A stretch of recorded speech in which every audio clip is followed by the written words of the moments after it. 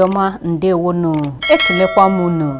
mmiri atala mazụ ọnwụna oge rola maka akụkọ ụwa nke si n'Enyimba TV Aba abịara gị na nke taa bụ Friday abalị 9 n'ọnwa 8 afọ 2024 ma bụrụkwa ihe nkwọ n'ala Igbo na mmalite gere isi akụkọ ndị gbapụtara ihe n'akụkọ anyị taa. Anwụrụ igwe generator egbuola ndị ezinụlọ mmadụ 6 na kansụl Ọkwa West nke steeti Abia. Ndị mgbere ahịa mmanụ patrol ekwuola na ebe nshipụta mmanụ Port Harcourt ịrụwa ọrụ na ngwụcha ọnwa Ọgọst a dịka ụlọ ọrụ NNPC siri kwuo ya ga-ekwu omume. Ndị ọrụ nchekwa DSS agọọla n'aka ha adịghị na mwakpo awakporo isi ụlọ ọrụ otu jikọrọ ndị ọrụ NLC. Akụkọ ndị a na ndị ọzọ ka ị ga-egere n'aka ngwa ngwa. Ọ bụ m Ezinne Mmadụ ji ngwugwu akụkọ nke taa.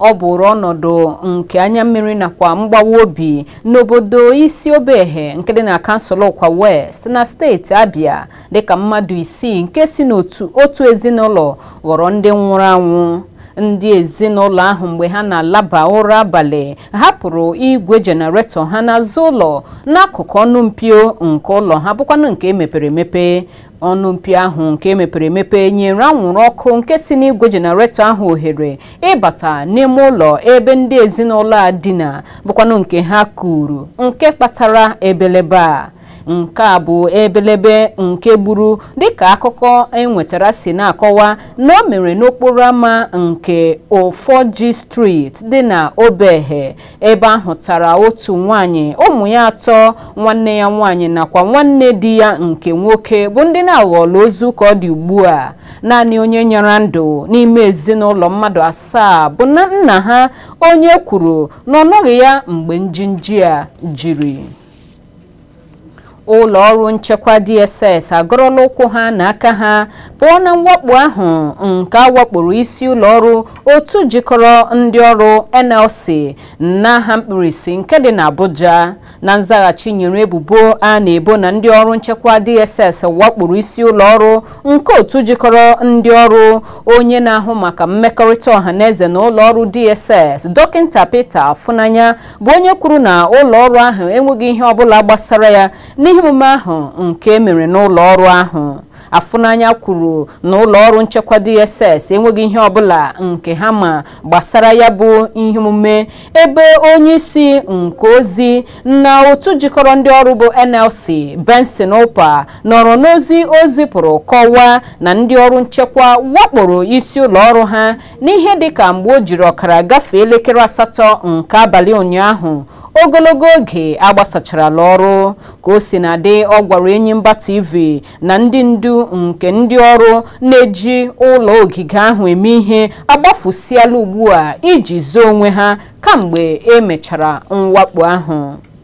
Otu Amnesty International na-akatọ mwakpo nke ndị ọrụ nchekwa wakporo isi ụlọ ọrụ otu jikọrọ ndị ọrụ dị n'isi obodo Abuja. N'ozi nke onye Director nke otu Amnesty International na Nigeria, Issa Sanusi, zipụrụ nke ọ kọwara na mwakpo ahụ na-emegide ugwu ndị ruru ndị ọrụ ịhazi nakwa ikwekọrịta n'otu olu ma bagide mfanye aka n'ụkwụ. Otu mba ụwa nke na-ahụ maka ugwu ruru mmadụ katọrọ agwa ịka anya nakwa iji aka ike wakpo isi ụlọ ọrụ ndị ọrụ, na-ekwu na nke ahụ na-eyi agwa jọrọ oke njọ nke ịkpa nkata iji majaa otu jikọrọ ndị ọrụ. Otu Amnesty International mesiri ike na Nigeria nwere ibu ọrụ nke ịkwanyere otu ndị ọrụ ugwu nakwa ichebe ha dịka ọ dabere n'okpuru iwu ugwu ruru mmadụ na mba ụwa. Onye minista na-ahụ maka atụmatụ mkpata na mmefu nakwa nhazi akụnụba Atiku Bagudu na-agbaala Nigeria ume ka ọ lụso ịda ogbenye ọgụ siri ike ma chụọ ya ọsọ ikwu eru ala kama ịnọ akọgharị akụkọ agbakwara nnụnụ nne ya efe. o kwuru nke a na mgbaso egede nke otu emume otu Action Aid Nigeria haziri na Abuja nke atụmatụ obodo ọhụrụ ịkwụsị ụbịam nakwa ikpe na-ezighị ezi. Bagudu mere ka amara na ala Nigeria abaghị ụba dịka ọtụtụ ndị mmadụ na-eche n'echiche n'ihi oke ịda ụbịam na-ekwe enweghị ọrụ nke ahụtara n'ala anyị ugbu a. Dịka o siri kwuo, a ga-enwerịrị mbịakọta ọnụ nke ndị mmadụ iji lụso ntiwapụ ụbịam nakwa ogbenye ọnụ ntụ ọgụ, na-adọ aka na ntị na iwe na okwu mkparị oge niile agaghị eduga ebe ọbụla ma ọ bụkwa n'ugbo nsogbu a na-eche ihu n'akụkụ a. Otu jikọrọ ndị na-atụ mgbere ahịa mmanụ patrol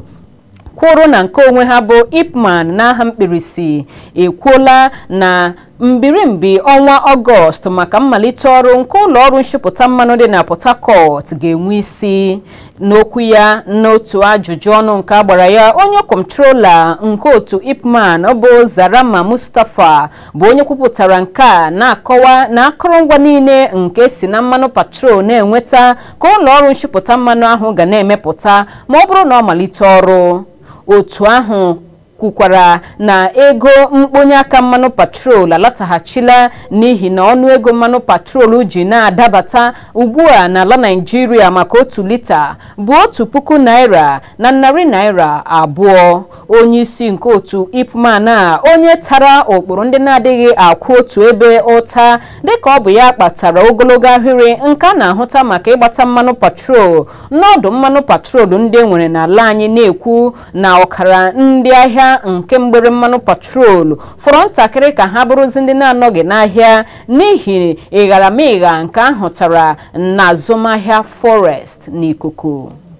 Gọvanọ steeti Nasarawa Abdullahi Sule chọrọ ka ndị mpaghara ugwu lebara ọnọdụ ihe ịma aka ha nke na-echeghị ihu anya, na-ekwu na ọtụtụ n'ime ndị mere njegharị n'oge njegharị kwụsị ọchịchị ọjọọ na steeti ahụ bụ ụmụ almajiri ndị ọ na-enweghị ihe ọbụla ha ma gbasara ime njegharị. Gọvanọ Sule, onye kwupụtara nke a n'otu emume telivishọn ajụjụ ọnụ agbara ya, na-akọwa nchegbu ya na ụfọdụ ndị mmadụ ndị mere njegharị ahụ bụ naanị ndị na-eto eto, ọtụtụ n'ime ha amaghịdị ụkwụ aka nri ha na aka ekpa ha n'ihe kpatara ejiri malite njegharị. N'ime ihe karịrị ọnwa 9 ugbu a, ọchịchị etiti ezigarala ndị gọvanọ na steeti dị iche iche ihe ruru 573 ka ha jiri belata ụbịam nakwa ogbenye ọnụ ntụ na steeti ha dị iche iche bụkwa n'ogbe ebe ha na-achị. Ọtụtụ ụmụ Nigeria gụnyere onye ọkaiwu na-achụ nta ugwu ruru mmadụ Femi Falana amaala steeti dịgasị iche iche nakwa isi obodo ala anyị bụ Abuja aka ka ha bịa kọwaa otu ha siri mefuo ego ndị a nke ha natara site n'aka ọchịchị etiti. Gọvanọ Sule ka o si na adị kọwara na ego mgbazinye nke steeti niile natara site n'aka ụlọ ọba ego mba ụwa bụkwanụ nke bụ maka atụmatụ ọrụ na nke nkwalite ime obodo, ọ bụghị maka ibelata mmetụta nke oke ihe isi ike na-enwe n'ahụ ụmụ Nigeria nakwa nke ha na-eche ihu. Ọ ka bụkwa n'oge akụkọ ụwa n'Enyimba TV ka akụkọ ndị a si na-eru gị aka, akụkọ nke ndị fọrọnụ m ji gabịara gị ngwa ngwa m lọtaghachiri nọsi ike maka na ana m abịa.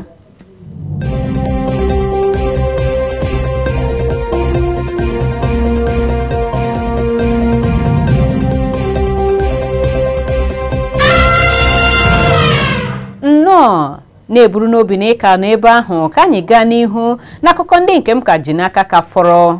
N'akụkọ sitere mba ofesi, ndị uwe ojii mba Kenya gbara obere otu ndị njegharị megide gọọmenti ikuku ose iji chụsasịa ha n'isi obodo mba ahụ bụ Nairobi, ndị na-achọ ka enwee ezigbo ọchịchị dị mma dịka otu kabinet ọhụrụ ga-eso onye isi ala chi ka eduru n'iyi ọrụ ọhụrụ na mba ahụ. Azụmahịa niile na obodo ahụ ka agbachisiri ebe usoro ime njem ọhaneze kụrụ ngwọrọ dịka ndị uwe ojii nọchisiri okporo ụzọ ndị gbapụtara ihe iji gbochie ndị na-eme njegharị ịbanye n'etiti ogbe azụmahịa nke obodo ahụ. Njegharị ndị ahụ bụkwa nke ji na-anọgide na ndị nke ewerela bụkwanụ nke karịrịla otu ọnwa ha malitere ime ya megide mbugo ụtụ isi nke mecharala ghọọ oku a na-akpọzi ugbu a ka onye isi ala mba ahụ bụ William Ruto gbatuo n'oche ma gbaa arụkwaghịm n'oche onye isi ala ya.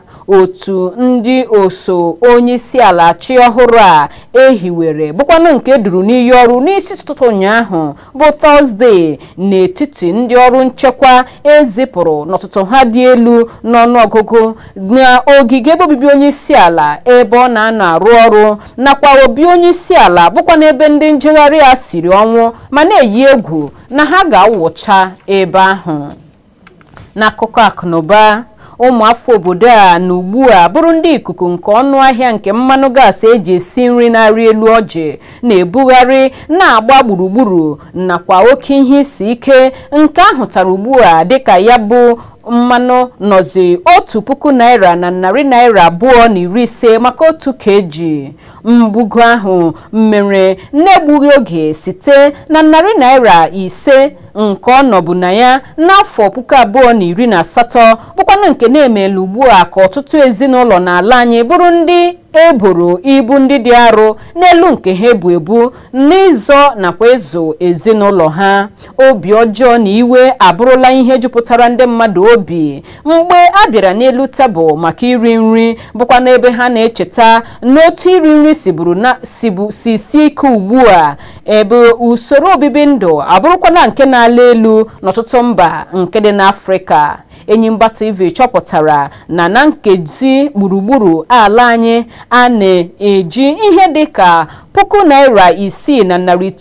N6,966 na-agbajubu gbomgbom nke eji esi nri bụkwanụ nke keji 5 dịka ụlọ ọrụ mgbakọ na mwepụ nke ala Naịjirịa bụ MBS na-ekwupụta na nke ahụ abụrụla nke jizi pasentị 71 n'ọnwa 23 gbago site n'ọnwa nke Juun afọ gara aga, na-emekwu ka ahụhụ ụmụafọ obodo a nọ na ya na-aka njọ. Ọtụtụ ndị enyoola akpa ha ma hụ na ha ga-emezitụ ihe iji nọgide na-eri nri ma dịrị ndụ. Ụfọdụ ndị achọtakwala ọtụtụ ụzọ ndị dịgasị iche iche nke ha ga-eji na-esi nri iji belata mmefu ego. Ọnọdụ a na-agbakwunyekwa nrụgide nke ezinụlọ dị iche iche nọ n'elu ya nke ha nọbụ na ya bụkwanụ nke otu a ga-esi na-eri nri nakwa otu a ga-esi na-agabiga oke ihe isi ike nke usoro obibi ndụ n'ala anyị a. N'ikpeazụ, n'akụkọ egwuregwu, Eshe Ukpeseraye onye ọgbọ igwe nke ala anyị bụ Naịjirịa nwa nwaanyị ekwuola na ya gbazinatara ndị ogbo ya sitere mba Germany igwe o jiri sonyere na asọmpi egwuregwu Olympics nke afọ 2024. Onye ọgbọ igwe a kpughere nke bụ gbasara otu o siri nche ihe ma aka ihu n'ozi nke ozi bara n'akara nwudide ya nke S. Ukpeseraye gbara n'akụkọ dịka nwafọ Naịjirịa nke mbụ bụ ọgbọ igwe nọchiri anya ala anyị n'egwuregwu Olympics. O sonyere n'ịma aka ọsọ okporo ụzọ ụmụ nwanyị n'abalị 4 nke ọnwa Ọgọst ma o nwetalighị akara n'ihi na ọ gbarughị ọsọ ahụ n'isi njedebe. Mgbe ọ na-ekwu okwu banyere ahụmahụ ya n'ọsọ ahụ, Ukpeseraye kwuru na mgbe a gwara ya isonye na ya bụ agba nke abụọ nke ihe omume ahụ na oge adịghịzi maka ịkwadebe nke ọma maka ịma aka ahụ. Ukpeseraye ga-esonyekwa n'otu ihe omume ọzọ taa bụ Fraịde n'egwuregwu Olympics. Igbo ndị ọma, ọ bụ n'akụkọ egwuregwu ahụ ka anyị na-achịsọwa, mana tupu anyị apechicha ya kpamkpam geghachi ntị n'isi akụkọ ndị gbara ka ọnwa na akụkọ anyị taa. Anwụrụ igwe jenaretọ egbuola ndị ezinụlọ mmadụ 6 na kansụl Ọkwa West nke steeti Abia. Ndị mgbere ahịa mmanụ patrol ekwuola na ebe nshipụta mmanụ Port Harcourt ịrụwa ọrụ na ngwụcha ọnwa Ọgọst dịka ụlọ ọrụ NNPCL siri kwuo oge kwu omume. Ndị ọrụ nchekwa DSS agọọla n'aka ha adịghị na mwakpo awakporo isi ụlọ ọrụ otu jikọrọ ndị ọrụ NLC. ekele m gị onye ọma maka ị na ebe ahụ kirie ma gee akụkọ ụwa nke taa na-asịkwa gị chebiri anyị mgbe ọzọ anyị ga-ewetakwara gị akụkọ ụwa tutu ruo mgbe ahụ abụ m Ezinne Mmadụ na-asị gị kachi bọnụ.